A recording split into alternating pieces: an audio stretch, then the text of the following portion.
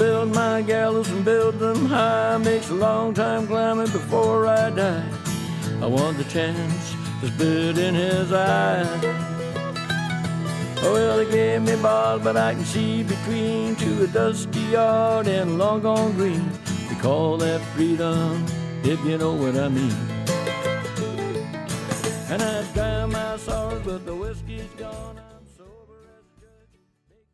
Hello, everybody. Welcome to Longbangers. I'm Matty. This is episode 79. I'm joined tonight by John. John, how are you doing? I'm doing not bad. I'm doing not bad. How are you? I'm all right. I had an interesting evening yesterday. So it's obviously very icy in Dunfermline just now, as it is, I think, in many places across the country just now. And I went to drop my teenage daughter, off at the train station last night. So anybody who knows Dunfermline, there's two train stations in Dunfermline. There's Dunfermline Town and there's Queen Margaret, and we're closer to Queen Margaret. So anyway, it's quite a quiet train station. It's the less busy of the two. And when I dropped her off, it was dark and she was getting the train from the other side of the platform from where I dropped her off. So you have to kind of go up over the bridge and come down the other side. And just as she's going up, there was two, right, for want of a better way to describe them, I'm going to call them junkies, right, because that's what they look like, right? And one of them was doing that. Do you know when you know somebody's going to kind of like it looks like they're walking into a headwind. They've got the kind of head down and their head's too far in front of their body, and they look off balance. So, anyways, they've gone kind of up the stairs, and they went up the stairs far quicker than was appropriate for how slippy it was and the condition that they were in. However, they made it to the top of the stairs, no bother. And because I saw them and they looked a bit dodgy, I thought I'm not going to drive off until I made sure my daughter was on the train, safe and sound. And these guys were nowhere near her. Anyway, so she gets down the other side, no bother. She sits in the wee bit. The train is just pulling up, and the junkie got to the stairs, and when people kind of they obviously fell, right? So we all know where this story is going. He fell, but when people are holding on to the banister and they kind of swing round, like the hand the hand never left the banister and they swung round, but they ended up kind of upside down, hanging by their hand. It was quite a sight. And then another one who was trying to carry a bike up and over the stairs kind of came and made sure they were all right, and they kind of got up and got on the train, so there was no damage done, but it was a fucking amusing sight. Like, junkies are that mental that you could almost imagine one of them taking a unicycle up and over one of those footbridges, and just like balancing the entire way, completely oblivious to the elements around them. Yep. You shouldn't laugh at folk falling and stuff. It's quite childish, but it was where you saw it coming. That and the walk going into the headwind, and you just know at some point, even if they weren't going downstairs, they were taking a heater at some point. Hold on. Did you just say that you shouldn't laugh at folk because it's a bit childish? Like, am I on the wrong podcast? Aye, when's that ever stopped us, eh? Aye. You should have, like, I always think that kind of, when things happen to people, right? And I exclude Jambos for this because they're fair game for fucking as much ridicule as you could possibly give them. But generally, I'm the sort of person that tries not to find things like that funny because you can. Karma's got a way of biting you in the arse, and but that was fucking funny. There's no two ways about it. And then I asked Sophie, like, later on, did you see the person falling? She was completely oblivious to it. So, wish I'd filmed it. That would be 250 quid better off as well. I could have sent it into You've Been Framed or the thing. You've Been Framed. I was going to say, is it still a thing? Oh, maybe. Do you know what you could do if you get that opportunity in future? Definitely get the phone out and film it, and we can maybe put it on like YouTube or something when we go on ourselves and maybe try and create some interest. Aye, somebody might actually look at our YouTube channel. How was your wedding? Not your wedding. It wasn't my wedding. My wedding was great, but I'm sure that you're not wanting to hear about that. No, my mate's wedding was good. It was smaller than they would have preferred. And they didn't get everything that they would have wanted, but they got married, which was obviously the most important thing. It was in a beautiful location, and they got some excellent pictures. So, it was good. Good stuff. Right, let's talk about football. I suppose we have to do that, given that this is a Hibs podcast. I might lose my internet connection any second. Do you know the weird thing is, right? We played on Tuesday night, Ross County, and the game was shite. Right? No, there's no dressing it up. Hibs were shite. The game was shite, and I sat pretty much from about 10 minutes in, just getting fucking annoyed at it. You know that way when you're watching the game, and I've watched Hibs before, yes. you know from fairly early on that it's pish. Like it's just not happening for you. Aye. You kind of have that niggling wee hope that it might turn around, something might happen, a decision goes your way and the game changes. But deep down, you know that's a fucking pipe dream. I didn't have niggling wee hope. I'm just cursed by eternal hope. Like it's any minute now it could happen. Like we could score 5 in 3 minutes, and it never fucking happens. That never does. And I got to the end of the game and I was raging, and then I thought, well, do you know what? It's Tuesday night. We've got another game on Saturday. There's a wee chance to put it right. And then fucking hell, Hibs. I was going to say we should maybe have done this podcast in 2 parts. Like, there's a boy whose post-match reports that I read on the High Bees Bounce website. He goes by username 1875, and his match report was for the Ross County game. Hibs were shite, and he goes through like the players and he talks about bits and pieces. And I thought that would be ideal. Like we could just dissect the Ross County game now, and then we can have part 2. Where 1875 he said Hibs were shiter. And that could be our second part. Because that, I don't know that we can add any more meat to the bones than Hibs were shite, Hibs were shiter. Aye, it's so difficult because we played so well, albeit without getting the result at Ibrox the week before, and I've said it a number of times on the podcast that I think Hibs have a level of performance that we've hit quite consistently, which is why we have been able to grind out results and perform relatively well. Though what you find is when you have like a couple of really shit performances and results like we've just had, is that there's a good chunk of folk who refuse to acknowledge that we've had any good performances over the course of the whole season, which isn't the case in my opinion. But I think we've been quite good for most of the season. Then that happens, and you just think, how does that happen? Like, what's your thoughts on how do we turn on a performance like that? I don't know. I have a wee bit of a theory that I've been working on maybe the last 24 hours or so. But I think I'm just having a look at our at the league table, wins, draws, and losses and whatnot. And I think in the last 3 games, Hibs have managed to double their loss count for the season. So what I mean by that is that up until the Rangers game, we'd lost 3 and now we've lost 6. And, it looks like an absolute cataclysm. It looks like everything's gone wrong. And to be fair, like something like the wheels have fallen off a wee bit. And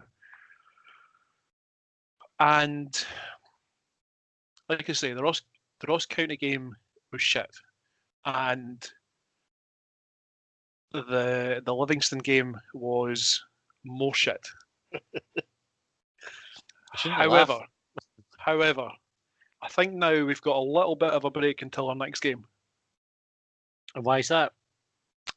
Because a certain, how do we put this, darling of the Scottish footballing establishment is fucked off to Dubai and somehow managed to.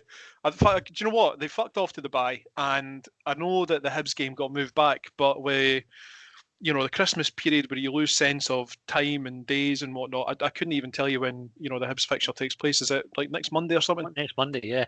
Next Monday. That's a nonsense as well. They're getting your game put back for that.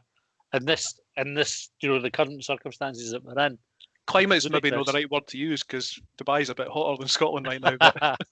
But, so we've got a little bit of a break. Hibs have got a wee bit of a break where we can, hopefully the players are in at Eastmains and they're examining what went wrong. But my theory, I didn't really have an answer for the performance because I think the performances from individuals and collectively as a team, they were pretty shit across the piece. I don't think really there's many players that, the cliche is, coming out of it with pass marks. I think in the Ross County game, Jamie Gullen came on for Dre Wright. And again, like this isn't a crack at Dre Wright, because individually I thought he was poor, but also collectively Hibs were poor. Jamie Gullen came on and he showed a lot of effort and a lot of desire, and I thought he's done himself the world of good for starting against Livingston, and he didn't. And I don't know the reason behind that. Like Jackie Ross is the manager, he's not going to listen to my opinion on it.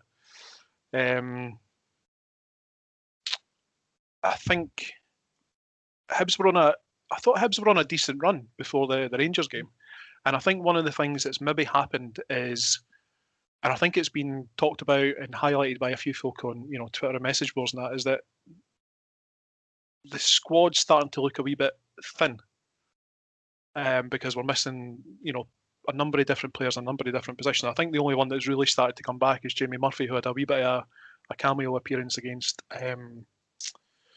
Livingston. And I think possibly what's happened is that what we've had to do, and again, like with most things that I come out with, the caveat is that people can quite rightly come and tell me that I'm wrong. But I think we've had to make a number of enforced changes to the team that has perhaps upset what was a natural flow. Because, like I say, before the Rangers game, I thought we were on a decent run of results. Mm-hmm. And I was saying on the podcast that I thought that there was an opportunity for us to finish the year on 40 points, which I thought was a really good return. And actually, we're on 36 points out of 40, so we're not far away. Hopefully this wee break that we've got might allow a few players to get back to full fitness, maybe even gives us a chance to regroup if those players don't come back to full fitness, and we can start moving forward again. Because I think we've seen, like recently, we've seen Gogic in the team, we've seen Gogic out the team, we've seen Malin in the team, Malin out the team, Hallberg's played, Wright's played. Like there's been, I wouldn't say there's been wholesale changes, but there's been interruptions there. Aye, it's a fair point. Obviously you've got Marciano missing as well, and Barnes, for all he did well at Ibrox, I don't think he's anywhere close to the same level of quality as Marciano. It's funny. Like this is that weird sort of disconnect between English football and reality, let's say, because I think QPR are Championship. Yeah, I think you're right. Don't get me wrong, like I didn't pay that much attention to English football, but I think QPR are Championship level, and you can imagine that Dylan Barnes is making a hefty wage as a second string keeper for QPR, far more than he could ever make playing in Scotland for Hibs. As Hibs number one, for example. And Marciano is definitely the better keeper. Yeah, undoubtedly. Yeah. I don't think there's any question of it. That being said, and correct me if I'm wrong, I don't think you could point at him for any of the 5 goals that we conceded over those 2 games and say, "You're shit. That was your fault. You're fucking terrible." No, I think he could have done better. I think he's Livingston's second goal where he's kind of done that sort of weird punch. There's a bit of bad luck involved. He's punched it right off. I think it was Porteous maybe, and it's landed at the Livingston player, which that could have hit Porteous and went the other direction, and nobody talks about it because he's got his fist to the ball. But ultimately, it probably wouldn't have made much difference if it hadn't cannoned off the Hibs player and ended up in the back of the net, because we could have played for 3 weeks and never scored. Still be playing tonight. So he's way back to QPR, and we'll talk a wee bit about that later on. But I think you're right that in terms of the balance of the team being upset by enforced changes, and you kind of rely on a squad to get you through a season.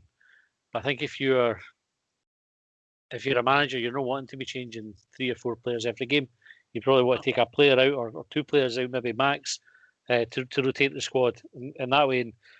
But something not being able to do it. I think the other thing where we struggle or suffer from a lack of depth in the squad is we don't really have a centre half putting pressure on Paul Hanlon or Porteous. Do you know when there's competition for places and players have to play well? We talked about it with Stevenson and Doig. Mm-hmm. So season started with Doig playing left back. Stevenson came into the side and he looked like he was a wee bit rejuvenated by it. Like he was kind of spurred on by the fact he's got this other player potentially taking his place. Yeah. Which I think has dropped away. Like I don't think Stevenson's been good at the last couple of games. But we don't have that at centre half when you've got McGregor. But I don't think, with the greatest of respect to McGregor, who I obviously really, really rate, I don't think he's a viable answer as a centre half. I don't think Paul Hanlon or Ryan Porteous are going to give up their place, even when they're not performing great, to Darren McGregor. Mm-hmm. We need somebody there. We need somebody to put a bit of pressure on these boys to be performing, because I think they would be the first people to say over the last few games that they've not been at it as well. I think that's fair. We talked about Paul Hanlon before. Paul Hanlon's like a regular talking point, I think, on the podcast. He didn't have the best of games against either Ross County or Livingston, did he? Like he's I think he was. You'd probably say that he was culpable for the second goal against Ross County, because he scored too close to his man. Yeah. Boys turned him far too easily. And then in the game against Livingston, there was that absolute clusterfuck that resulted in Livingston's third goal. Yeah, the third goal was just a disaster for both centre halves, really.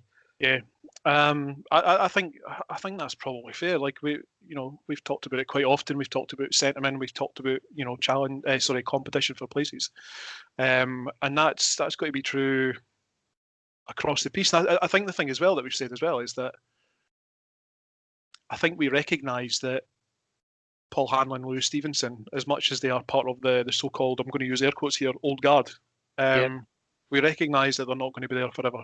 We recognise that their best years are probably behind them, and we need to kind of transition to something else. And I think we're starting that at left back with, Dougie Tripod and Sean Mackey. Not entirely sure what's happening on the right side of defence, because Paul McGinn's, about 30-ish? I think McGinn's 28. I'm going to quickly Google that. It's a good question. So you're probably looking about, 3, maybe 4, top years out of him, if you like, sort of peak performance. And you've got Ryan Porteous there, centre half, and then your cover, he's 30. So cover at centre half is definitely something that needs to be looked at, because, like you say, the only one there that's really challenging Hanlon or is back up to either of them is Darren McGregor. Yeah. And I'd like to think Gogic. I suppose Gogic would be an auxiliary centre half, wouldn't he? He's not. Aye. Do you remember the auxiliary centre half? Remember it was Liam Fontaine got injured. I want to say against Dunfermline a couple of years back when we were in the Championship, and he was hobbling about, and then I think we were down to the bare bones of centre halves at that point, and they put Marvin Bartley at centre half. It was absolute torture. I wouldn't want to see Gogic at centre half. No disrespect to the boy, but it just. I think Gogic's natural position was centre half. Really? I'm sure he started there at Hamilton and then kind of got moved into midfield. And is he there, Matty Jack? I could be. I could be. I stand to be corrected on that one, but like you said, we don't really have cover there. I think that's one of the few positions that we're really bare for cover. And if you're relying on somebody playing a second position as your backup, then that's not a great place to be. You probably want to strengthen there. I've got to think. I'd like to think that Hibs and the people responsible for it recognise that and are making moves to try and address it. Because I can't believe that Jackie Ross, Graham Matthew, or whoever it is that's in charge of recruitment or the combined team don't see that. That's something that needs to be addressed sooner rather than later. Aye, they would have to. And you would think. And this is as fans, we talk about sentiment and stuff like that, but a football manager whose career and job lives on or dies on the results on a Saturday or a Tuesday. What day was it? He can't. He can't afford to be sentimental and just play players because they're nice, nice people. I don't want to be, condescending to Paul Hanlon. Paul Hanlon's a good player. He's a good defender. He's capable of playing very well. He's not on form at the moment. And if you're a manager, ideally you'd want to take a player who's not in form and take them out of the team for a little bit, give somebody else who is in form a chance to go in and show what they can do and get you that result. You're not just going to play a player for the sake of playing them because of their name or their reputation. Yeah. That's the thing. Like you were talking about sentiment there, but I don't think that Jack Ross has any sentiment towards Paul Hanlon, Lewis Stevenson, or any other player in the Hibs squad. Like you could argue that he's maybe got a little bit of sentiment towards the St Mirren players that he's brought in. Maybe That's probably about the only sentiment that I think you could maybe lay at his door. Like no one else in the Hibs squad. Like he wouldn't have known Chris Doidge from Adam before he came to manage Hibs. Yeah. Did I say Chris Doidge? Chris Doidge. Chris Doidge. Christian. You know what I mean? They shorten it on Hibs. David Tanner shortens it on Hibs TV. I think some of the players do as well. So, well, one of the things that came up. So we got a wee bit of a slaughtering on Twitter for a tweet. So somebody had asked about. I think the conversation started with the players looking knackered over the last 2 games. And there's a guy, Ali Farrell, who had tweeted, I think he tweeted a point. So he was either replying to us or we were tagged in a tweet that he was replying to. So it came up on our timeline and he was asking about how many games Livingston had played relative to how many Hibs had played. And I'd replied and said, we played two games less, or 2 games fewer than Livingston had. And then we got slaughtered. Somebody picked it up and said, look at these clowns making excuses. And I said, well, we're not making excuses. It was just answering a question. It's a straightforward, how many games have they played? They've played this many. There's no implication or insinuation of anything there. That said, we have had, since I think 31st of October, 15 games. Do you think the players look tired? I think...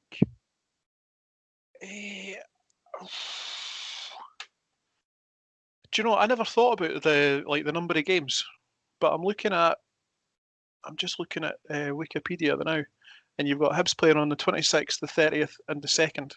So that was what, 3 games in 8 days, give or take. Yeah, I think I'm right. Schedule's been manic. I was going to say, I think I'm right in saying that Livingston had a game at Almond Vale, or the Spaghetti had, whatever you want to call it. Postponed because their all-weather pitch was frozen. So I take your original point that like Hibs did have 3 games in 8 days and Livingston had a little bit of a break in between then. I don't know if that game break was going to help them recharge the batteries. I thought Livingston definitely looked sharper on whatever night it was when they played us. They just Saturday. Livingston looked sharper. I don't know whether you want to say fitter, brighter, whatever it is you want to call it, but they were going after the ball in a way that Hibs weren't, and I don't know how to. There's no way that I could write it off. If I tweeted out saying that if I was at the game after that 3rd goal went in, I would have left because it was absolute torture. Like I think Livingston's 3 goals came from nothing. Their first goal reminded me a little of Ross County's opening goal, in as much as I don't think we did much wrong defensively, but both players have managed to find the bottom corner from, like the Ross County goal was a little bit easier than the Livingston finish, but the Livi boys stuck it in the far corner from like the opposite side of the 18-yarder. That's a wonder finish. It's a really, really good finish. Livi's second goal was the clusterfuck that we talked about before. From the corner, and then the 3rd goal was the fucking bigger clusterfuck between Porteous and Hanlon, and somehow the ball was broke to him in the box, and he stuck a leg out and he's nutmegged Barnes with it. And it was sorry, I've actually got myself that angry about those goals again that I've forgotten my train of thought. What was the original question? Did they look tired? Did we look tired? I'll tell you what made a difference. Looked like we didn't have much idea how to tackle Ross County, and it looked very, very similar against Livingston, and Livingston had certainly looked like they wanted the ball, they wanted the victory, they wanted to win more. I think one of the things that Alec Miller pointed out, but prior to the game on Tuesday night, was Yogi would play a 4-1-4-1. Yep. And pretty much overrun our midfield too. Which I think Livingston did the same thing. Obviously, Ross County ran over the top of our midfield. And you wonder if there's a systemic thing, rather than it being down to tiredness, is just that the players can't get on the ball because they've got players right on top of them. And Livingston and Ross County both had a spare man. And when you have that and they win the ball and they break quickly, it looks like they're fitter. They just have more people there. Yeah. They're on the ball a bit more. And I'm almost glad. Sorry. I don't know how to describe this. I'm not entirely happy that you mentioned this, because it was something that I was really, really unhappy about when I was watching the Livingston game, because, as much as Alex Miller had his nickname when he was at Hibs and he wasn't universally liked by the Hibs support, I think his career while he was at Hibs and what he done when he was after Hibs, particularly when he was at Liverpool, I think he's quite a shrewd tactician, and he does a lot. Did a lot of background reading on opponents and whatnot.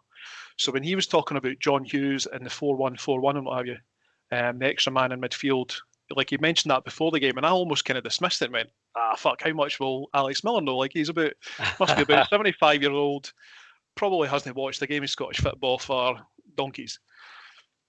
And lo and behold, Hibs were overrun first half, and he talked second half about Hibs might combat it. And Hibs didn't do it. Hibs didn't seem that they tried to change anything. Come the Livi game, I can't remember who it was. I was talking about it on the TV. Might have been in Cliff Pike and Tam McManus. They were talking about Livingston playing exactly the same way. Yeah. So at the end of the first half, I'm spitting bullets, because I can almost write off the Ross County game and say you were outdone. You were tactically naive against John Hughes, who I think I'd mentioned before. Like, any time he comes to Easter Road, he always manages to stick a fly in the ointment. Like when he's the opposition manager, couldn't do it when he was at Hibs, but certainly when he's the opposition manager, fucks everything up for us. Livingston game, we've learned nothing. Like I don't know what it works out as 125 minutes of football, and we have conceded 4 goals. And we don't change anything. That infuriated me more than anything else, that we just continued to bash our heads against a brick wall and expecting something different to happen. I think when your answer is just to change the players but not change the system, because it doesn't look like we changed the system in those games. I think maybe the Ross County one, when Doig came off and Stevenson went on, our shape might have changed a wee bit then, but it was very much too little too late. And I think we relied on Murphy to try and dig us out a hole on Saturday, and that was never going to happen. And just come back from injury. And listen, I'm saying that I'm spitting bullets or whatever.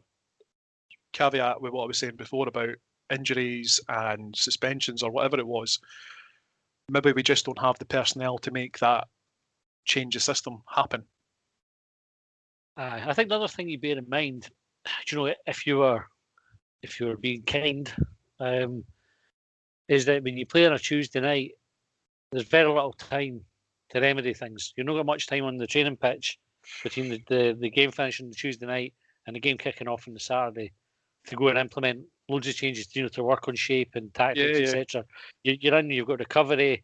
You've got your fitness tests for the players who need to be there. That are coming back for injury. You'll do a little bit of fitness work and a little bit of stuff on shape, I would imagine, but probably not as much as you would like to if you're going Saturday to Saturday. Games, you've got a week to work on something, but it's only a couple of days, particularly in the type of weather we've got just now, and all the rest. I can't imagine it's that easy to implement, changes quickly like that. That said,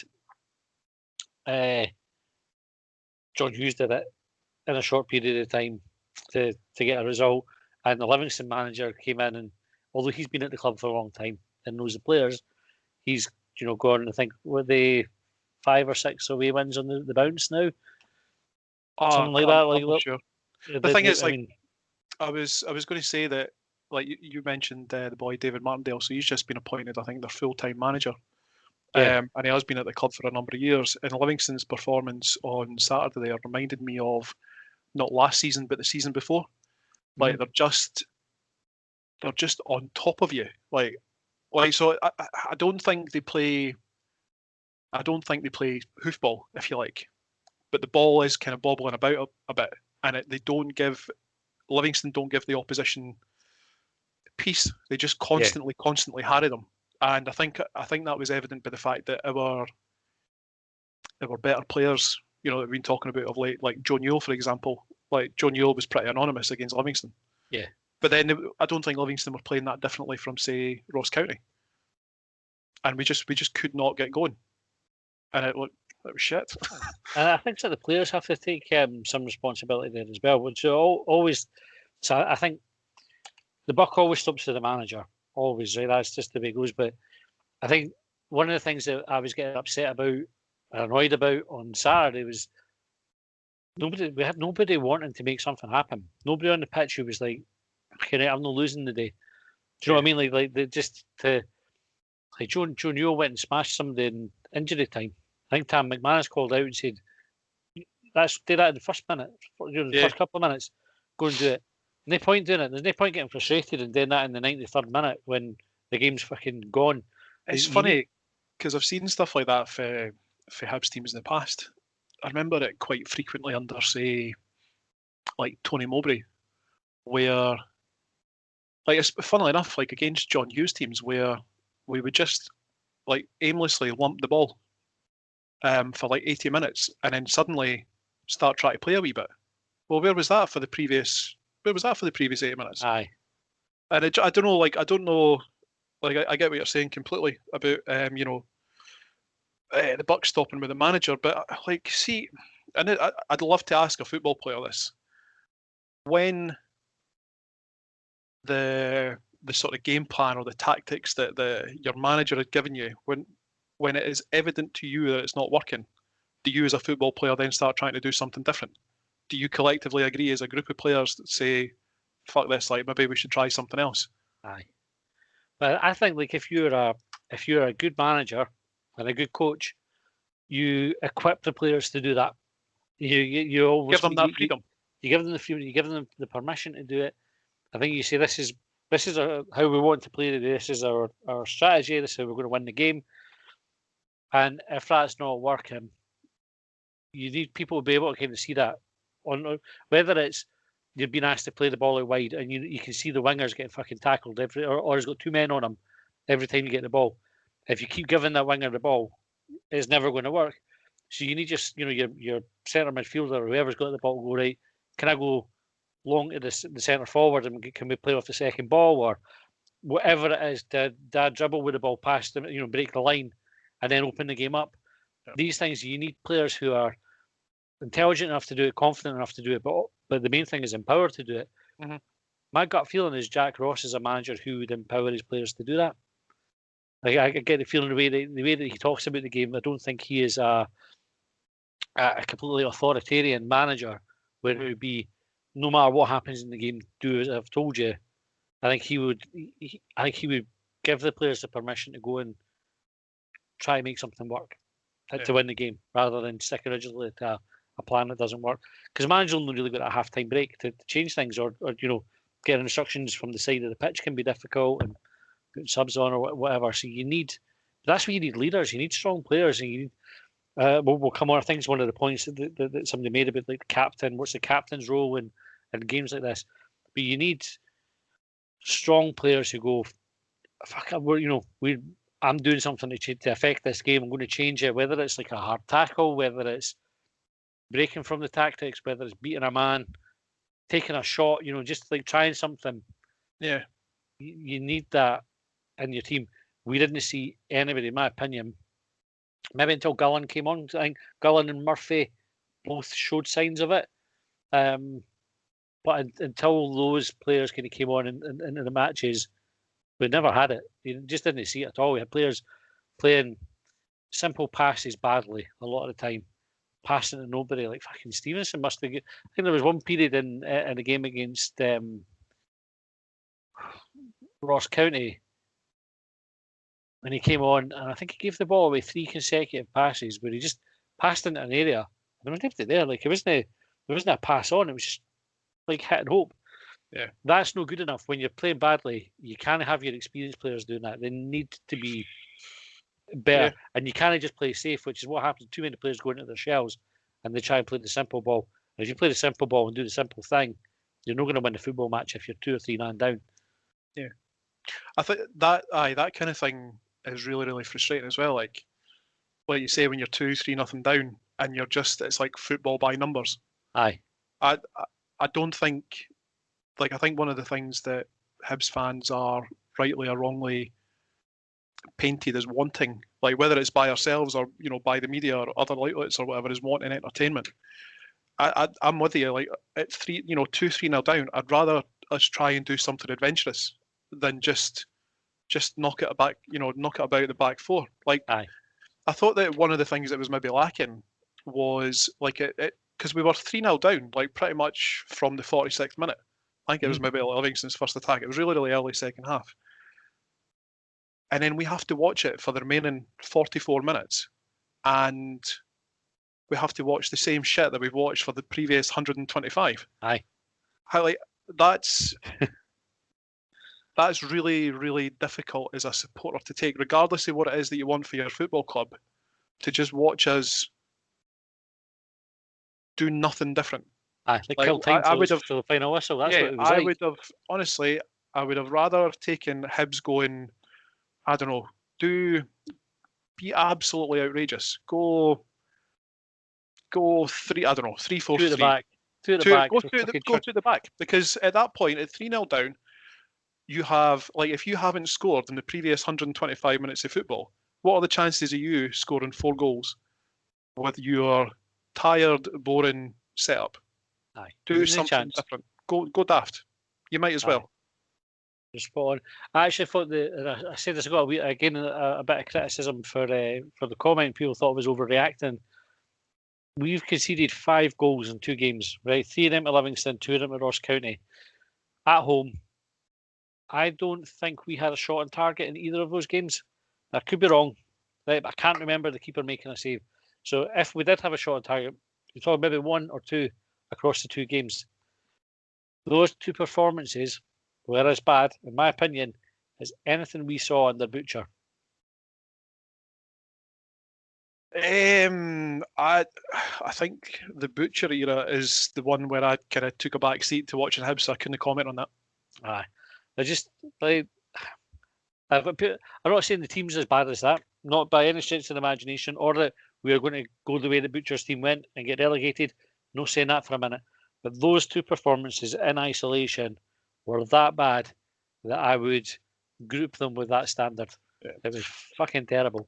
I think I was saying to my mate that I watched it with, like, it was reminiscent for me of, forgive me if I've got the games wrong, but remember when Hibs went to Starts Park and we had a really, really shit game against Raith Rovers, and I think we had a derby coming up, and I want to say it was the Cup replay, and Neil Lennon went through the players in the press, and I think one of my mates had said that was really clever at the time because he was looking for a reaction ahead of the derby, because obviously the fans at that point are thinking, fuck me, if we go to Tynecastle or Easter Road, whatever it was that we were playing with that type of performance like that, it just totally unacceptable, likely to get gubbed, and actually the players come out with a performance afterwards. I really, really hope that those 2 performances are just blips, and what's otherwise been, I think, a pretty good season so far. There's been a couple of dodgy performances, and we've maybe sneaked a game by a goal or whatever. I don't think the season is derailed by the last 3 games. There's still a lot of games left to play and a lot of points still to play for. But I made a bit of a jokey comment to my mate and said, if there's one positive that's come out of the last 2 games, it's that we probably have too many points now to be relegated because the performances were, I don't know, I didn't want to have a knee-jerk reaction, and I think that's what I was trying to say at the start there. Like, I don't think this needs to be, we don't need to implode, but there were 2 relegation-worthy performances there, and maybe that comes back to what you were saying about Terry Butcher. Like, let's, as collectively as a team, support everything, let's write them off. They're done. There's nothing more that we can do about them. Let's focus on the game ahead. Aye. My worry is that should have been after the Ross County game, is where we should have seen the reaction, because that was shit. that standard's nowhere near acceptable. That should have been our Wraith Rovers game, and then Livi should have been our Derby performance. I think, I agree, and I think I'd seen a couple of comments on Twitter, and one of them I kind of agreed with, which was talking about like Hibs under Jack Ross. It's a bit of a project. There's going to be a few ups and downs, and I think Jack Ross has to have the opportunity to get those performances right next time around, whether it's through players, performances, systems, whatever you want to call it. I think he has to have that opportunity because I think he's earned that so far. Aye. But he's not going to get away with those performances for too long, because I'm already starting to see the nicknames being applied to him, which for me is usually a bit of a death knell for a Hibs manager. Like when Mixu became Mix-Up, like he was as good as out the door at that point. So I wouldn't say that he's on the ball when that happens, isn't it? Almost, but I wouldn't say. The bad thing is we shouldn't be anywhere near talking about sacking the manager. I mean, it's absolutely bizarre that they were talking about him, potentially getting emptied or whatever, losing the faith of the support, because we are, we're still fourth in the league, and albeit there's a team above us, got a couple of games in hand. I think we've got a good few points ahead of Livingston, but that could quickly turn around unless the weekend's results are addressed. It's a mad thing. We're fourth in the league, cup semi-final. We're the third top scorers in the league. I think the fourth best defensive record behind Rangers, Celtic, and Aberdeen. I'm sure. So Josh told me a stat yesterday, and I can't remember it exactly, but it was something like we scored 3 goals or more or every 5 games or something like that. It's not like we're a terrible team. No. Aye, it's not even like it's a terrible season. Bad week. No, absolutely a bad week. Prior to that, the run that we were on was a good run. I think we'd maybe, looking back at it, let's see. So if you go back to the last defeat by Aberdeen, drew against Celtic, drew against St Johnstone, beat Motherwell, beat Hamilton, draw with Dundee United, beat St Mirren. Aye, that's a good run, and then we have 3 defeats in the spin. Aye, and everybody loses their shit with it. Aye, let's just like you can't deny that it's shit, but let's just move on. Aye. Okay, right. We're fast running out of time, so let me go through some of the points from Twitter that people have sent us following the game. So Ray Forsyth said, to be fair, this is standard Hibs. Start the season off well, only to fail miserably later on and end up mid-table, or start the season really shit and then start playing well later and manage to reach mid-table. I've watched this pattern emerge over a number of years now. This is lol. I think he's only kind of half joking there. Sematron, the mildly aroused transformer. Can we assume that other than this bit, who we already knew was class, the recruitment this season has been disappointing? Players brought in are injury prone or just never got going. What do you think to that point, John?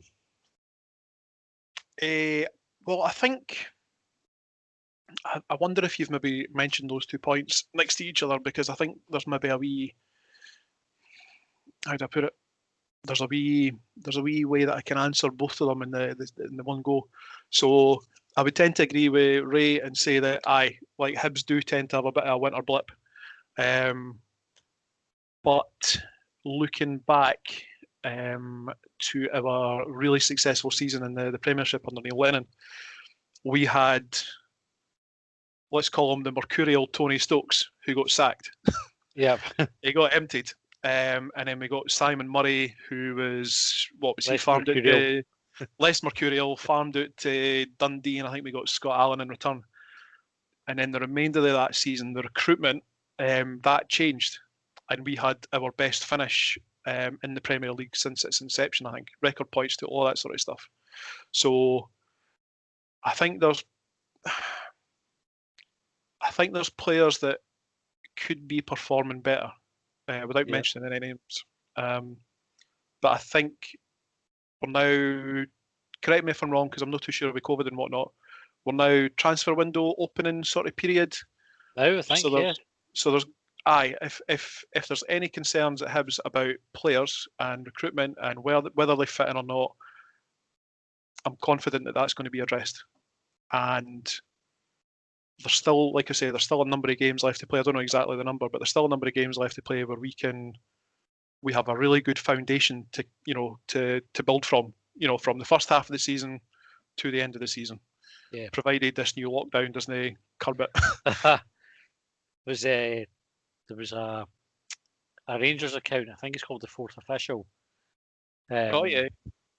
who campaigned tirelessly for null and void last season when they got to lockdown, and I saw some of his tweets getting brought up again, because obviously he'd want null and void again this season when it says, even though Rangers look like they're going to win the league, because otherwise he'd be a raging fucking hypocrite. Yep. So null and void. Looks like football is going to continue anyway. Personally, I think recruitment's been all right. I'm not sure about injury prone. If injury prone is the same as getting injured, do you know what I mean? Like, some players are always injured, right? Or seem like they're always injured, and then other players get an injury, and that might be the only injury that they have. It might be kind of like a McGuinness. So McGuinness, Murphy. Murphy's been in and out of the team with injuries. McGuinness hasn't really got going because of injuries, but I think there've been different injuries each time as well. So, I don't know whether that's somebody who's injury prone or is just unlucky, over a moment in time. If they get if it's the recurrence of a same injury or if it's a different injury, I think if they just keep getting injured, they're just labelled injury prone. Aye. Maybe that's fair enough. I suppose that's the definition of it. They're prone to injury. So I'm not going to argue with that. Right, I'm just going to accept that I was wrong with my point. Craig L said, "Will Jack Ross ever recover from the semi-final loss to Hearts in the eyes of some fans? Is there similarities with him and Robbie Nielsen when he was hounded out of Hearts despite being third in the league?" That's a really good question, that one. Do you see a similarity? And so Jack Ross's record in big games, we've talked about it before, and it's definitely one that's been cast up this week, is that semi-final defeat is a huge black mark against him in the eyes of a lot of the support. Can he shake it off? Do you hold that defeat against, do you hold a grudge against Jack Ross, or do you hold it against him, that semi-final defeat? No, I'll tell you why. See if we turned gone into that game and shot the bed and no played in any way well and Hearts over the top of us, I would hold that against him. I'd say that's like fucking brutal. You can't do that. But we lost by like and I don't want to use the phrase, but I'm going to fine margins, right? And folk get slaughtered for saying that. Nisbet scores his penalty, right? You're talking the width of the crossbar is a couple of inches lower with his shot. We win that game. And we go through and everybody talks about Jack Ross, he's done it, we're in a final. We've it didn't happen. It's like if your auntie had boss, you'd be your uncle line of thinking. And I totally get that. But that's how close it was. That wasn't I think Jack Ross was to blame for that game. I thought we played well in that game. I thought we were wasteful with our chances. Their keeper made a couple of really good saves, and we missed a penalty. How often do players miss penalties? Kevin Nisbet doesn't miss too many penalties. It happened, and you go, well, that's football. Sometimes you lose games like that. I didn't hold it against him. It'll not be one that I'll forever bring up. I'm quite happy to write that one off. I'd be more inclined to hold the 3-1 defeat at Easter Road against them, where we were hopeless, because we didn't turn up that night. Yeah. Stendhal, who was awful, everybody was beating Hearts at that point. They hammered us. Like they came Easter Road. It was a shocking performance, shocking result. That one I'd be more inclined to hold against them in the semi-final, which I thought was two fairly evenly matched teams. And I thought we were the better team for most of that game. I didn't really think Ross got a lot wrong in that game. But do you know what? It's a big game. You can't say that he did anything other than lose a big game in that one. That's what the facts are. I'd got the impression, I don't hold the semi-final result against them at all. And I got the impression from limited impression for Twitter message boards, what have you, that the performance that Hibs put in against Rangers recently, that people felt that he was, he put in a performance. We didn't get the result, but we put in a performance against Rangers. and that was kind of addressing the Jack Ross record in big games kind of thing. He needs to So win aye. a couple. That's the He only did- thing that will put it to bed is if he wins a couple. This is the thing that I never thought it would come back to haunt me, but it has come back to haunt me because I'd said quite a few podcasts ago that our results against Ross County's Livingston, like the teams below us in the league, I thought they, we had a good record against them, so we knew Yeah. where we were good, and we knew where we needed to improve, and that wasn't completely undone, but No, but he does have a good record. This is the thing: is in football, we're all guilty of it. You get carried away. Do you know, it's like the chuck the baby out with the bathwater thing, where you get a bad result and you forget about all the good stuff that's happened or whatever. And if you look at where we are, because folk are talking about how come Ross County can beat us. You look at the budgets. Ross County beat us. Livingston beat us. They're both fucking well below us in the table. Do you know what I mean? Like we're better than them. We've lost 2 games to them. They played better than us in those 2 games, but you look at the table, we're better than those 2 teams. They're not doing it consistently like we are. No. So, right, we need to move on. We're running out of time. Aldo said, tell me why we slate the players for 2 or 3 poor games when 6 or 7 games ago we were shouting for Deutsch and Nisbet and others to get international recognition, and now they're getting slated as dog shit. It's not good enough, but biennial type C half, annual type centre half and striker, and we'll be okay. So, yeah, do we swing from one extreme to the other with our assessment of players? I think is the question there. Absolutely. I don't know. I mean, that is the $64,000 question, isn't it? Like, why do we do it? Because, like, you'll have seen comments, and I think the comments seem to follow, coincidentally, every Hibs defeat. This season, at least. Hanlon's finished. Stevenson's finished.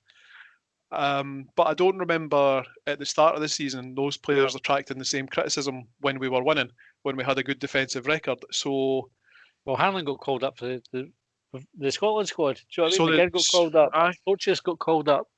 Then all of a sudden they're shite.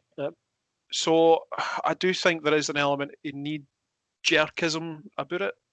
Like that's not to say that the comments aren't without merit. Like, but then I think we're already talking about that. Like Stevenson's 32, Hanlon I think is 31 going on 32. Mhm. So these guys aren't going to be their time at Hibs is limited.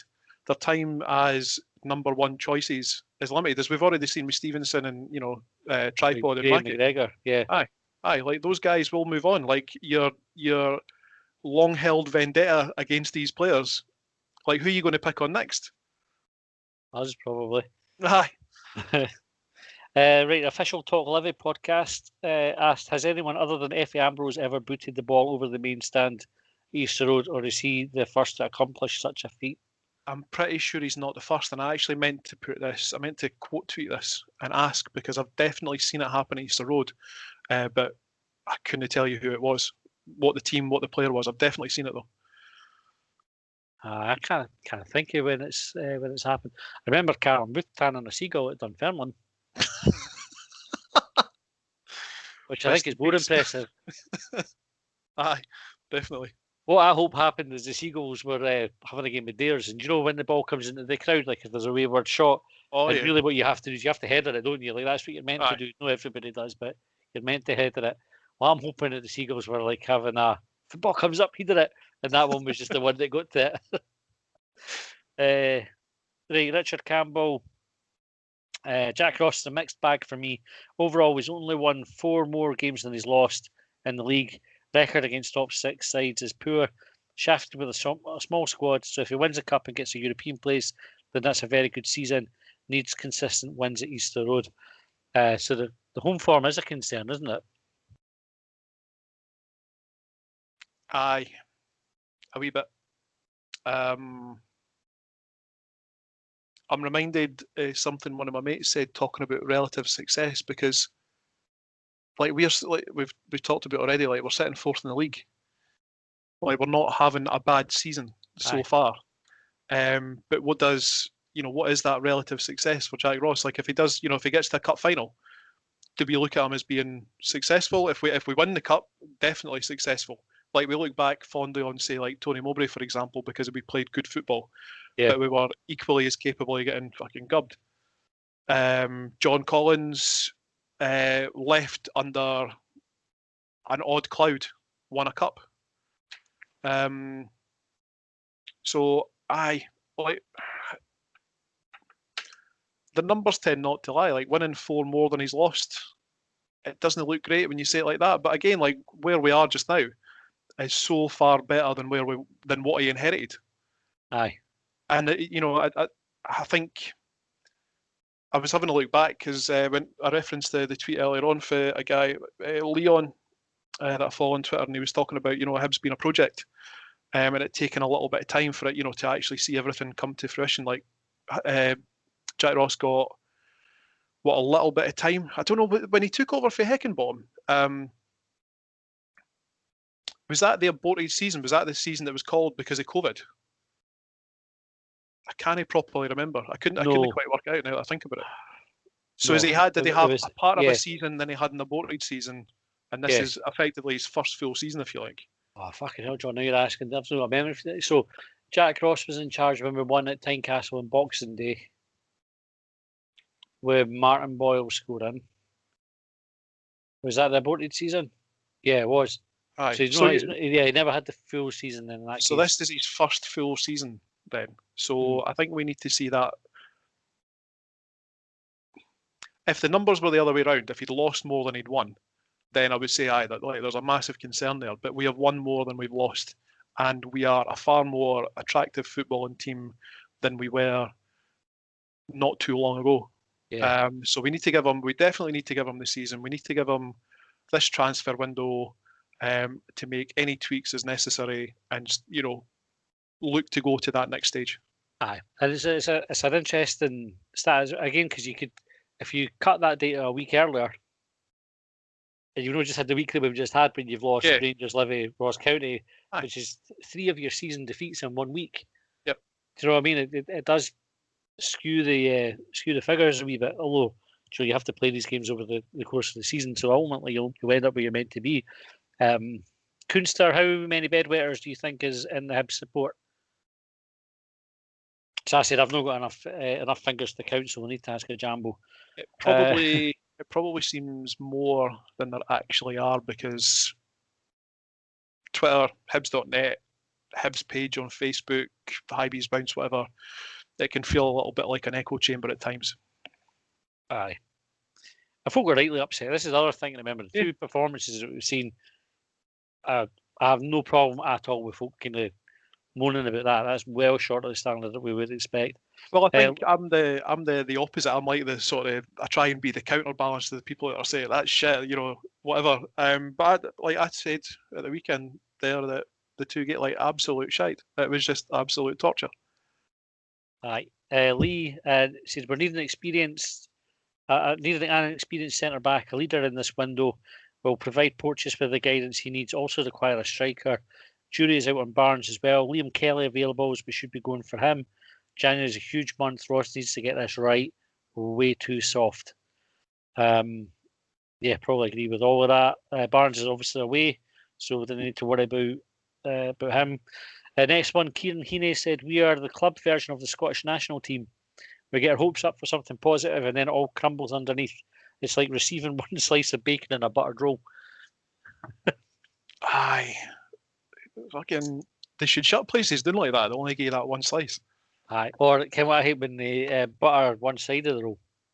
I fucking butter both top and bottom. Then they do it in half measures like this. You've got a buttered roll, butter both bits it. Fucking annoys me that. I think for Hibs and for a team like Hibs, I think we're always going to be cursed with hope, because we're always going to have that. We're always going to go up against someone with vaster resources than we do. Yeah. Who are more likely to win than we do. And I think that's part of football. Like, if you thought that your football team was going to lose every week, I mean, that would be torture. Like, imagine being like a Fort William fan, for example. Like, they got a BBC documentary for being shit, basically. Is that what happens with their documentary? Aye. It comes with the territory, unfortunately, like losing games. And, whether it's losing run-of-the-mill league games, or whether it's cup games, or whether it's cup finals or whatever, like, you're going to have to take one on the chin once, twice, or in Hibs' case, 114 times. It's one of these things that I think we've said it before, that we are We're obviously a big club in the context of Scottish football, right? There are 3, maybe 4 clubs maximum bigger than us in terms of income, size of support, etc. And even then, I would say Aberdeen, because of the cash injection they've had over the last few years, are a bit bigger than us in terms of what they can spend. Hearts spend more because they've got a fan base that plough in way more than Hibs fans plough into Hibs, so they can spend a bit more than we can as well. So in terms of spending power, they're a little bit bigger than us. Maybe not. Obviously, they don't have as big a stadium. They don't have as big an average crowd anymore, or as big season ticket sales. I know that these things are important unless you're a Jambo, but they do have a stairway to nowhere. They do have a stairway to nowhere, and a plane that they bring out every now and again with fucking messages on it. And a piggy bank, a large piggy bank. But we are not so big that we can take for granted that we'll beat the smaller clubs time and time again, and not so big that we will trouble Rangers and Celtic overly. Rangers and Celtic are so big in the context of Scottish football that time and time again they'll beat everybody else. They will have the odd blip, but they are odd blips. I mean, Celtic are having a terrible season this season, and by their previous, relative to their standards. But it wasn't too long ago that they went a season unbeaten. They've just won 4 consecutive fucking trebles. Like, that's what that money buys you. They're big enough to do that. Rangers have spent, I think the figure I saw the other day was £65 million to get the squad where it is at the moment. There's £65 million in the context of Scottish football. It's fucking massive. They're going to beat Hibs, they're going to beat Hearts, they're going to beat Aberdeen more often than not. We're not quite at that stage when we compare us relative to Livingston or Ross County or St Johnstone or whatever. We will lose to them more than Rangers will lose to us, is the point I'm trying to make. Anyway, right, I don't know why we started talking about that. Right, Mikey Stewart, not the Mikey Stewart off of Hibs and Hearts and Sports Scene, said, should we call Fraser Murray back from Dunfermline and send them Jay Wright instead? Oh, has Fraser Murray been starting for Dunfermline? And if not, would we want to bring in a Dunfermline substitute? Do you know, I do know a Dunfermline fan, as I'm sure you do as well, so I would like to ask them what they think of Fraser Murray. I know that he scored a couple of goals for them. I think as well. Score one against Hearts? Oh, good question. No, I don't think he scored against Hearts. I got the same impression at times for Fraser Murray as I've got for Jay Wright at times, where I'm just looking for a bit more effort, a bit more. Even Ollie Shaw to a degree. Like, see when you're not in the starting lineup, or when you get your opportunity in the starting lineup, I think as a player you want to be doing. I think you want to be doing things that keeps getting you noticed, keeps putting you in the manager's mind of right. I'm going to, I'm going to give him a chance next week. Aye, and I thought Jamie Gullen did that when he came on against Ross County. I don't think I've seen that too much from Fraser Murray, and sadly for Jay Wright, I didn't see that against Ross County. No, and Jamie Gullen from Jay Wright yet. You would expect the guy who's been signed by the club to be showing more than the guy, more than the youth player who comes through, and it's the youth player in this instance that's shown more. So, as much as I've been, try to defend Jay Wright as much as possible, I'm kind of looking at Jamie Gullen now as getting getting the nod ahead of him. What I would say with Jay Wright is, sometimes it takes players time to settle, and I think we rightly said it's too early to tell. Give him a chance. But with every passing game, if he's still not showing it, eventually your judgment becomes more and more sound. Yeah. I think you're better placed to say, right, actually, he's not cutting it at the moment. TG Willis said, should Jack Ross give Boiler a rest? Well, do you know, I think this probably highlights one of your questions before quite well, because I think the last podcast we did, one of the questions that you asked was, is Martin Boyle starting to get back to his best? Yeah. And now we've had 3 games. Let's call it like it's been 3 games, 3 defeats. But the performance against Rangers, I think it was kind of agreed it was pretty good. But the last 2 games haven't been great. But that was collective. That wasn't individual. Maybe that's indicative that he does need a rest, though. Do you know what I mean? Like if you imagine charting across a graph with like performance level versus fatigue, and the more the fatigue goes up, the performance level comes down. So maybe that's the issue. Maybe he does need to come out in the team for a wee bit. I think you need somebody to go in, though. I think if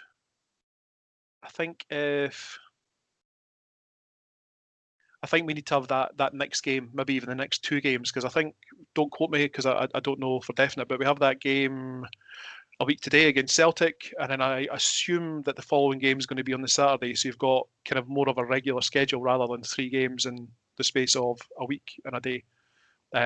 So maybe Jack Ross will look at that then. Yeah. Okay, Andrew Brown said it's clear we need to have a bit of a clear out in the squad before we can make improvements. Keep, free or loan for the current squad. So rather than going through the full squad and asking whether you'd keep, free or loan them, give me one for each. So who would you definitely keep in the squad?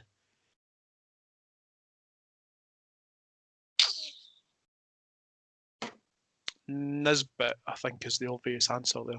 Yep. Who would you free?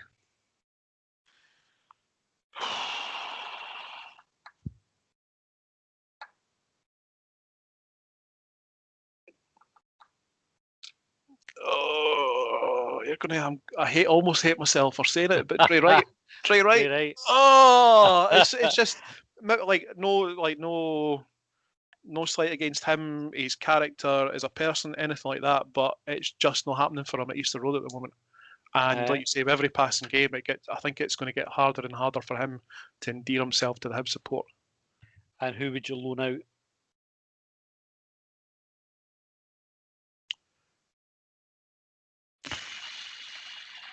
Probably no one. I don't think that we have, especially with the injuries that we've had of late, I don't think we have the squad to be able to let anyone go. It'd need to be like a 1 in, 1 out, 6-month loan, rest of the season kind of job. One going one way, one coming the other. Okay. Ryan Taylor, what's your ideal January window? I'm not sure if we've kind of covered that with our answers already, but could get in most in the centre half. Probably a wintry scene and Robins dancing about. Ideal January window? Probably what we talked about before. We probably need that. I think we need that competition now. I think that's probably, and maybe it's a wee bit knee jerk, but Hanlon did have a stinker. Well, sorry, he was involved in 2 stinking goals. So a challenge there, a challenge for Porteous and Hanlon wouldn't go amiss. Do you know, maybe even now, with the midfield being as potentially injury prone as it is, Jamie Murphy seems like he's going to have a bit of it seems like, I don't know how much football it was that he'd played before he came to Hibs. I think he was maybe away out on loan from Rangers, but his injuries possibly relate to the fact that he maybe didn't have a full pre-season.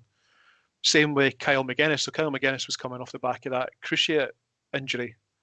And I wonder if that's these little injuries, these little tweaks that he's getting are as a result of that. So I think we probably need a little bit of something in midfield. I wouldn't say exactly what, because I don't know.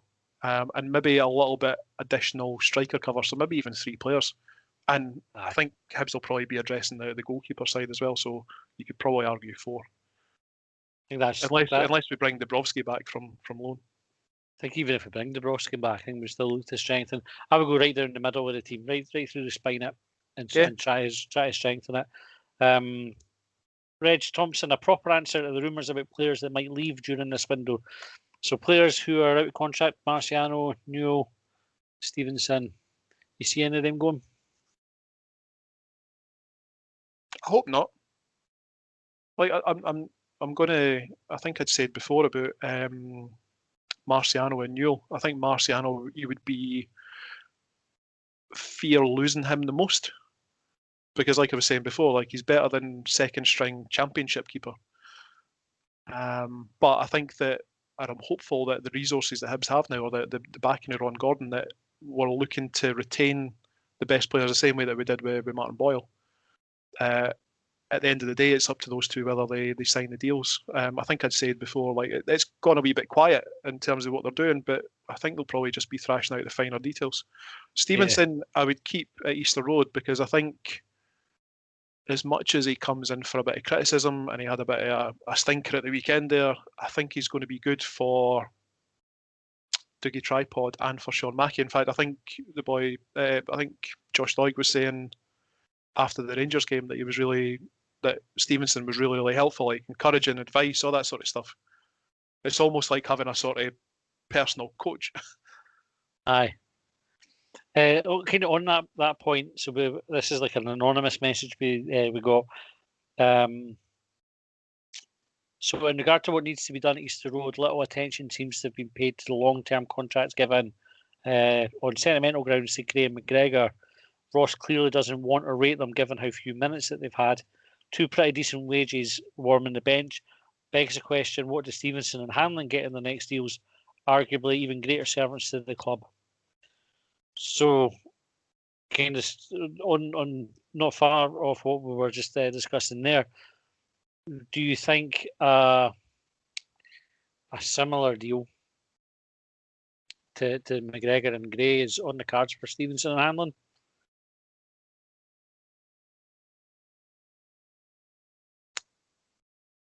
I hope so. I think this is one of those scenarios where when those contracts were awarded to Gray and McGregor, I think, and correct me if I'm wrong, I think the Hibs support thought it was a good thing. And maybe it was perhaps because of the sort of feel-good factor after the Scottish Cup win. And I don't know.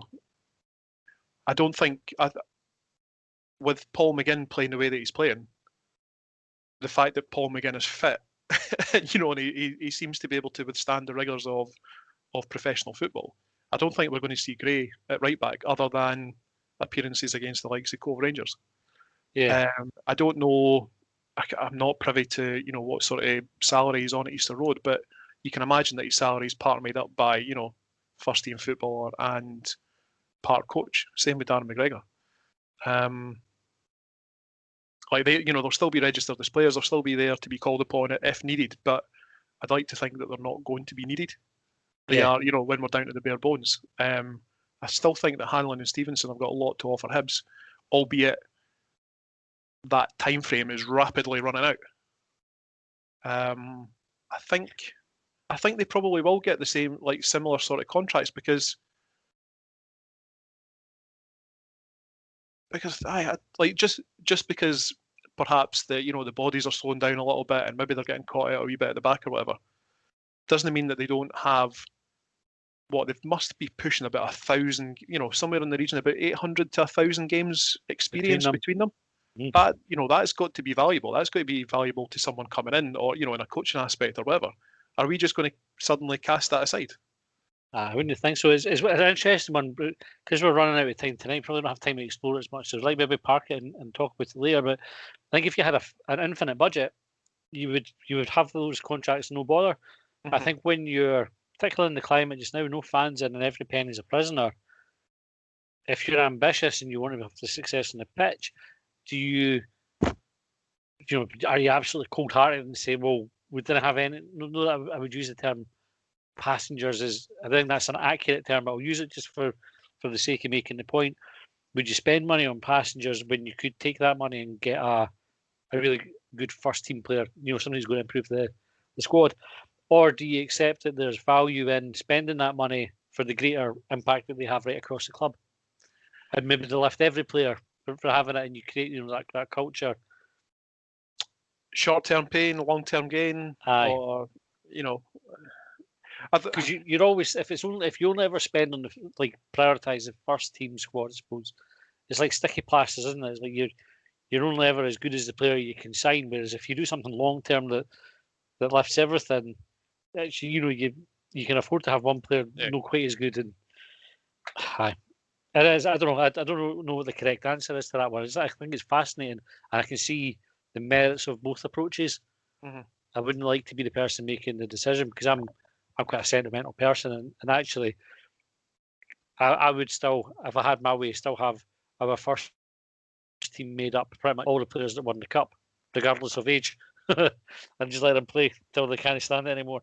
Is that your field of dreams? Aye, it's my field of dreams. Tony Lally says, when do we have to stop drinking? Not yet, I think, is the clear answer to that. As long as you Mike, can still go to the shops for essential purposes only. Mike, do we give youth a chance? Well, we've just promoted 7 players, including Gary O'Connor's son. So I think youth is definitely going to be something that Hibs are focusing on over the course. We've got our link up with Stenhousemuir. Graham Matthew was talking about that. One of the things that he could talk about. One of the things I felt sorry for him is I think, when you're in that position, and I think there's justified criticism for there's no point getting somebody in to talk about something that they can't talk about. Aye. But I don't think anybody saw that performance coming. And if we play well, it's very easy for it to say, the team, that's a great performance, we're doing well. Much harder when it's as bad as it is. What do you say? And he's in an impossible situation. And I thought he did the right thing, kind of ceding to Gary O'Connor, who then went and just filled the air with swear words, which was fucking good. I felt sorry for him anyway. Right, next point. This is going to be a bumper podcast, Ron. I think we're an hour and 15 minutes into it. Cameron Sibley, what do you think needs improved to have a consistent season like Aberdeen? Better defenders, creative midfielders, or do you think the whole philosophy isn't working? I don't. Is it too early, or are we too few games into Jack Ross's tenure to say that we have, or he has established his philosophy? I think his philosophy is working. I think that's what we've talked about where we are. We're 4th in League Cup semi-final. We've just had another cup semi. If we'd lost that other cup semi-final to Rangers or Celtic, it's a different story. You go, we've done quite well. We get to a semi-final, and if you think about it, John, right? So I'm 43. To think about that, that's how old I am. Right, I have to think about my fucking age. For a good chunk of my life, I hadn't been to Hampden to watch it. Right, getting to a semi-final was like a big deal. Hibs didn't get to semi-finals very often, and you think we've become a bit more accustomed to it over recent years. We've been to several finals. We've won a couple of cups since 2000.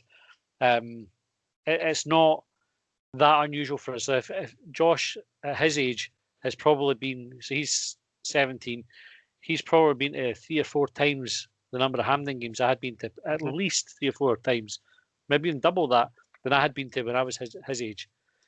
Getting to a semi-final for a club like Hibs, when you've only got you 2 massive clubs who normally take up 2 of the spaces, and then it's a bun fight between the rest of the clubs to get the other 2. It's decent. So he's done well to get to 2 semi-finals already, and to be sitting in a European spot and 4th in the league. I would say that's an argument that the philosophy is working. The last week, it's just been a shit week. Aye, so I wasn't. I hope that didn't come across as me saying that the philosophy isn't working. I was more asking the question whether you thought that there was one there. But actually, I take your point that, like what you say, 2 cup finals, 2 semi-finals. I think we've got a chance of making the League Cup final. Don't know who the opposition is going to be, but there's certainly an opportunity to go on and win it, given the potential opponents, provided we get past St Johnstone, obviously. But it got me thinking about a couple of parallels. So one of the guys that tweeted in before was talking about like Robbie Nielsen, Hearts being 3rd, getting chased out. Well, Hearts have been relegated once since then, possibly twice. Yep. And twice. I'm feeling a wee bit sketchy on that because I'm feeling about the same age as you. The other one I was going to say was Jack Ross at Sunderland when they weren't happy with the results. So Sunderland are in a worse place now, I believe, than when Jack Ross was emptied. So I'm going to err on the side of caution right now and say that philosophy is working. It's not perfect, but it's certainly working.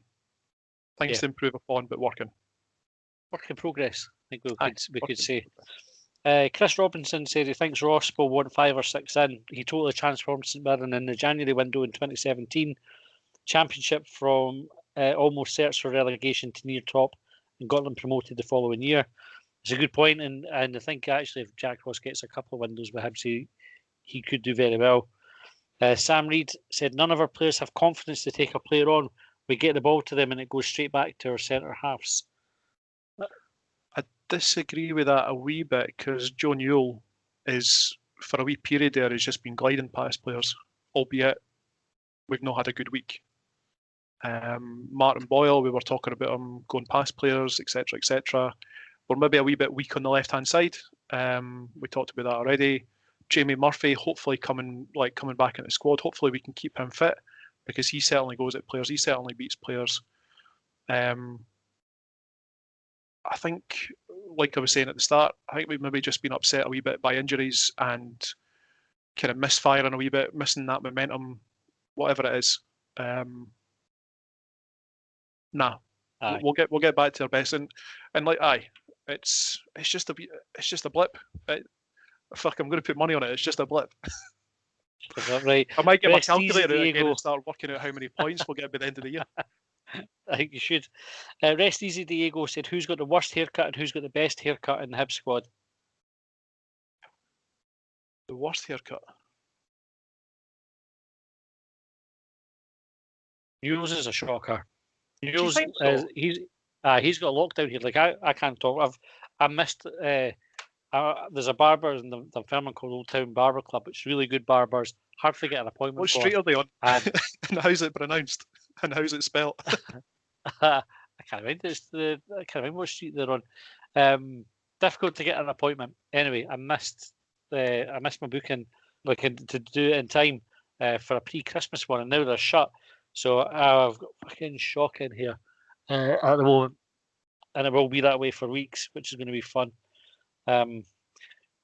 Joe Newell's hair is not good. Like I don't think. Stevie Mallon's got funny hair. It's like Lego. Do you know the funny thing is? I think I saw a picture of him maybe with his missus on Instagram, and I think it was maybe their.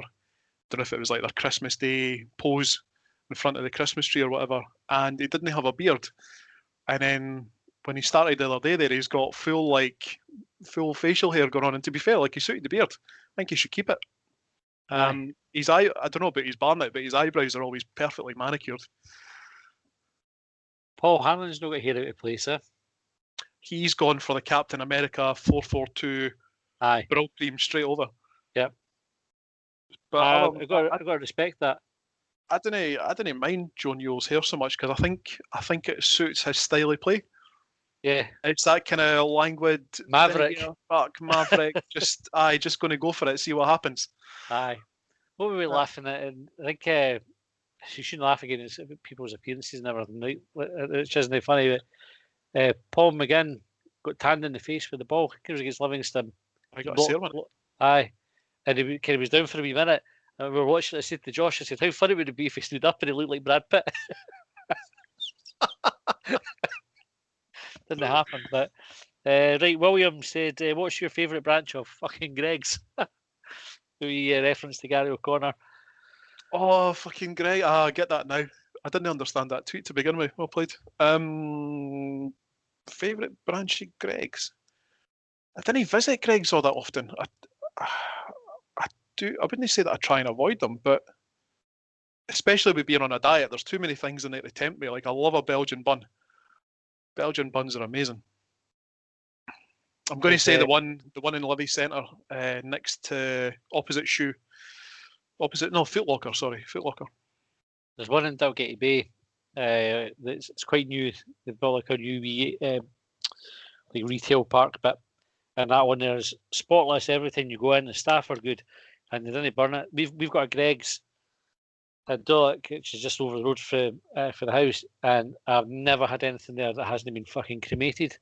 I hate it. Like it's you kind of go in and you see what like you sometimes can get a fancy like a wee pie or a steak bake or something, and you go in and they're black around the edges and everything. You think, oh fuck's sake! You buy it anyway because you've got like a taste for it, but it's rank. The one at Dalgety Bay, they obviously understand when the oven's beeping, that's the time to take the stuff out. Aye, I was going to say I once got a pie out of. It must have been before they mucked about with the branches and Livi centres, because they're always changing units. And I come out. It must have been around like the turn of the year. I remember it being cold outside, and I've come away and I'm eating a pie out of the paper bag, and I realised that there was something running down my hand, and it was that cold that the fat actually kind of solidified on my hand. And that's why I will never ever buy a pie from anywhere other than Alan's Bakery on Wrestle Ring Road. Right, there's a few more questions here on Twitter. What I'm going to do is I'm going to come back to these ones probably for short bangers later in the week. I think we could keep them for that. There's a couple for Facebook has asked there. So on the Hibernian Fit Soldiers group, a few folk gave us some talking points there. So I'll just run through a couple of them quickly. So Kevin WR said signings in the window. So we are rumoured to be signing Chris Cadden. Anybody else that you'd like to see come in, John, or think we'll be signing? I wouldn't mind seeing, like, if we're going to lose Marciano, I wouldn't mind seeing Manuel Neuer come in. But in terms of realms of possibility, I honestly couldn't tell you most. Like I've said before, I couldn't tell you anything about most players outside of the Hib squad. Chris Cadden, I know next to nothing about. And in fact, I found out today that apparently he stiffed Motherwell by going to America and then coming back on loan to another club, so they didn't get a development fee. So there'll be a wee bit of shithousery when Motherwell come to Easter Road and vice versa. Yep. If he signs. I don't like I said. I think we need a really good centre half and a striker. Maybe not you want a striker who's good enough to come off the bench and impact the games. I don't think I'd be in a rush to replace Doidge or Nisbet. Yeah. But you definitely want somebody who, when the game's not going our way, they can come on and see. I've seen a few people talking about leaders, and I think you mentioned it earlier on about people want to change the game and whatnot, or put in a crunching tackle or whatever. Would you take someone like James McPake, for example? Because when he came in under Fenlon, like he kind of revolutionised that back four. Like he gave a proper sense of I'm here for the fight. So somebody of that, I think, with better quality. I mean, I liked James McPake, but I think the longer you watched him, the more you could see why he never hit as high a level as he could have done. Because a lot of the time he made these great looking tackles, but it was because he was like fucking. It was last ditch because of something he'd fucked up earlier on, like he was out of position or whatever. But in terms of attitude and putting yourself in with it hurts, 100% would take something like that. But you shouldn't have to bring that in. That's the thing, is that you should be able to kind of coax that out of people, like if they're not naturally like that, to motivate them or to instill that in them. I don't think that's impossible to do. Mm-hmm. But anyway, right. Next one was Andy Shanks. He said, "Why has A, our looking after the ball, and B, our passing been so poor?" Probably covered that already, I think, with various theories on it. Neil Hazlitt, why are the teams so hapless at home? So before the excuse was nervousness of support, but with no Hibs no fans, you can't use it as an excuse, which is a fair point. I don't know. I don't know the exact number of wins or losses at home compared to away, but I know that we've got a good away record. And there's just like football is like, how they say it's a funny old game. Like football is weird sometimes where like teams just can't win at home. Teams are shit in the league, but brilliant in the cup. And I don't know what I do not know what the answer for it. If we've got a really shit home record, I don't know what the answer is. I think how do you put your finger on something? If we knew the answer, we'd be laughing. I'm sure Brighton hadn't won a home game all year, and I'm sure that was the stat that they could hit the manager with earlier. Yeah. So it's not just us; other teams are getting it as well. I think Berwick Rangers have got a really terrible home record, or they've got a really terrible record in general. Like I think they've not won a game since like the beginning of last year or something. Fucking hell. That might have changed at the weekend. Like I don't check the results. It was just one of those mad stats that appears that I saw. Alan Donaldson Bruce said Jack Ross the beginning of the end. I think it's the beginning of the end for any manager as soon as they start a job, isn't it? Because Do they have a fine at Yeah, length of time at a club? that's a very astute observation, Matthew. Nah, Nah, it's true because I mean, unless you're Dario Gradi at Crewe, then you probably didn't spend that long at a football club, really. I think like it's like Alec Miller, 10 years at Hibs, probably Hibs' longest serving manager. Well, I don't think there's been a longer serving manager since Alex Miller. I don't think there's been a manager that served half as long as Alex Miller since he left. Hibs seemed to go through a cycle, and had been going through a cycle recently of about 18 months. Yeah. So no, I really hope it's not the beginning of the end, because I do, like I say, I think we are much better than where we were under Heckingbottom, and well, we haven't reached the heights of the fourth place finish under Neil Lennon. I think we're going to be performing at the upper end of the table for far longer than we did under Lennon. Okay, and the last question or point in the night comes from Nick Crawley, who said, was the label supposed to stay on Gary's scarf? And if you notice that, Gary Corner still had his tag on his... I did. I thought it was a security tag because he'd maybe been a bit light-fingered than Harvey Nicks again. On the shore. Fair dues. Right, last thing to wrap up then, is if you've made it this far, well done. We're an hour and a half in, John. This, I think, is our most bumper of bumper episodes that we've ever done. HSL are doing an initiative just now so you can win a framed signed shirt.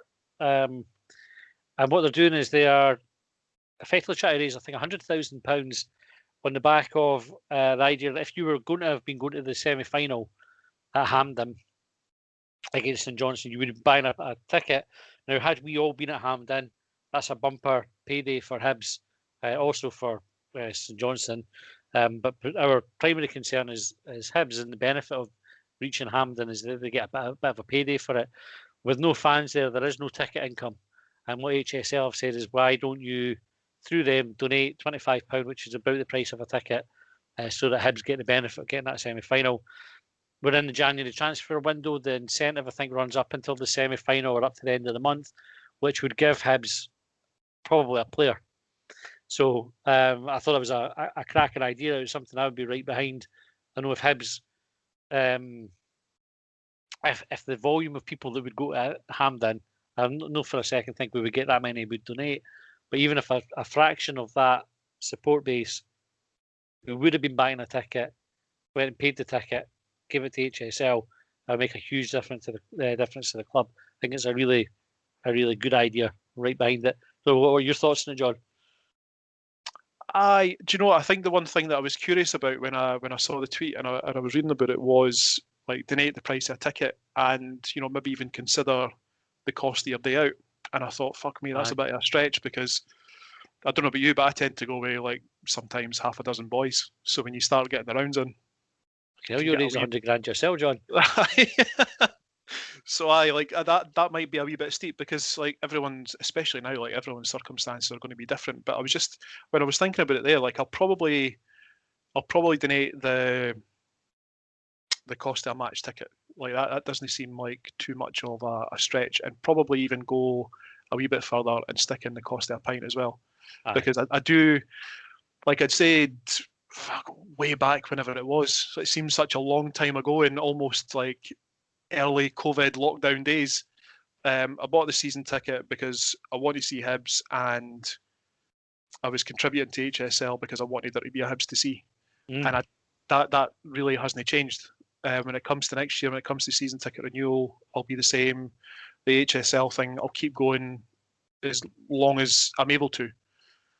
And if it gives Hibs the opportunity to be that wee bit more successful, like we're talking about signings, we're talking about other clubs and where the money comes from and all that kind of thing, I'll get involved. But if you can't go for like the full day out, maybe if you can chuck in the cost of a pint, or if you can't, then It's been interesting on Hibs, and obviously everybody's circumstances are different, and we know obviously with COVID and everything, and there's another lockdown just been announced. It's going to be difficult for people. What's been nice is there's been some people who are clearly in a position to be able to do so, who have paid their ticket, but also said, I'm going to pay for somebody who would have done it, but they didn't have the money, so they put in a wee bit extra. Really, really good to see HSL on the front foot with something like this as well. I know that I would want to benchmark us against them. I think this is something the Hearts fans did for their cup final. They just did it off their own back. Sort of said, well, Kim, the club should benefit for this. So they chucked in a bit of money. I think if Hibs can do something, if we want to be competitive long term with clubs like Hearts and Aberdeen, we could do things like this more often and try to help the club out. Aye, like I don't think it's, just because they did it doesn't mean that we should now or anything like that. Like if there's an opportunity to support Hibs financially, and you have the means, maybe you go for it. Like I remember reading stories about Hibs and when Mercer tried to, again, there's the air quotes coming out, merge the two clubs. And I remember reading stories about guys who were, protesting outside Easter Road, and they were, losing their job because of it, and they just gave up pretty much everything for Hibs. Like I wonder if at some point in the future we're going to look back on stuff like this and look at some of the sacrifices that people made for Hibs, for their football club in general, because it's hard times for everyone. And just say fucking, well played, like well done. That's a really good shout. Really good shout. Right, John, we will be back on Thursday, I think, for Short Bangers. So if you've got any questions, hit us up on Twitter. We're at Longbangers. On there, you can drop us an email at longbangers@gmail.com. We'll be back then. Thanks for listening this long. Hope you've enjoyed it. Happy New Year to everybody, and we will see you next time.